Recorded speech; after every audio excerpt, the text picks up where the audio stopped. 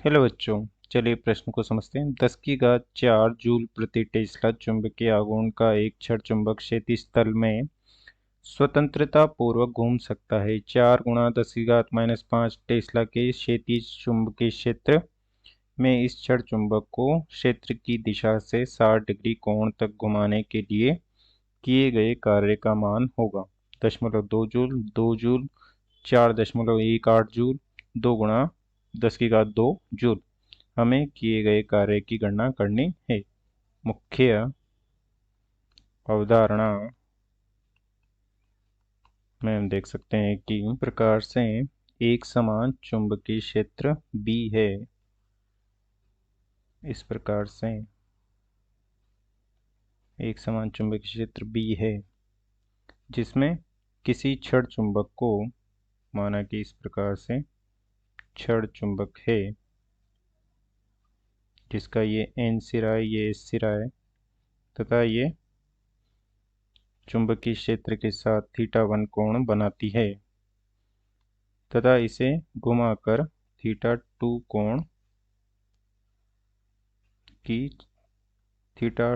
कोण तक घुमा दिया जाता है। इस प्रकार से जो कि चुंबकीय एक समान चुंबकीय क्षेत्र के साथ θ2 कोण बनाता है। तो θ1 कोण से θ2 कोण तक घुमाने में किया गया कार्य हो जाएगा W बराबर mb cos θ1 माइनस cos θ2। अतः किसी छड़ चुंबक को θ1 से θ2 कोण तक घुमाने में किया गया कार्य होता है mb cos θ1 माइनस cos θ2। अब चलिए प्रश्न को हल करते हैं। प्रश्न में दिया गया है कि एक समान चुंबकीय क्षेत्र B जिसका मान है B बराबर 4 × 10⁻⁵ टेस्ला। इस एक समान चुंबकीय क्षेत्र में एक छड़ चुंबक जो कि चुंबकीय क्षेत्र की दिशा में रखी है, इस प्रकार से चुंबकीय क्षेत्र की दिशा में रखी है अर्थात N व S। तो इस प्रकार से चुंबकीय क्षेत्र की दिशा में रखी है अर्थात θ1 बराबर है 0 डिग्री और इसे चुंबकीय क्षेत्र की दिशा से θ बराबर 60 डिग्री के कोण तक घुमा दिया जाता है। इस प्रकार से ये हो जाएगा N और ये हो जाएगा S।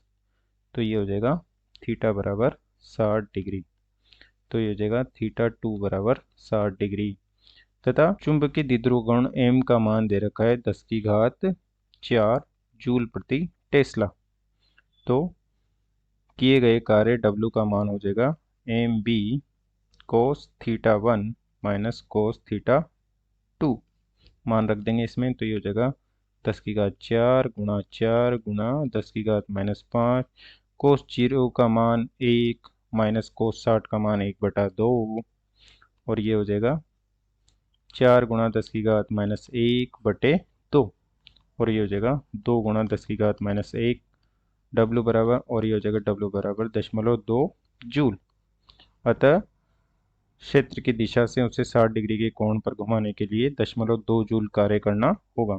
अतः दिए गए प्रश्न का सही उत्तर है विकल्प A 0.2 जूल। अतः दिए गए प्रश्न को हमने हल कर दिया है। आशा करते हैं आपको समझ में आया होगा। धन्यवाद।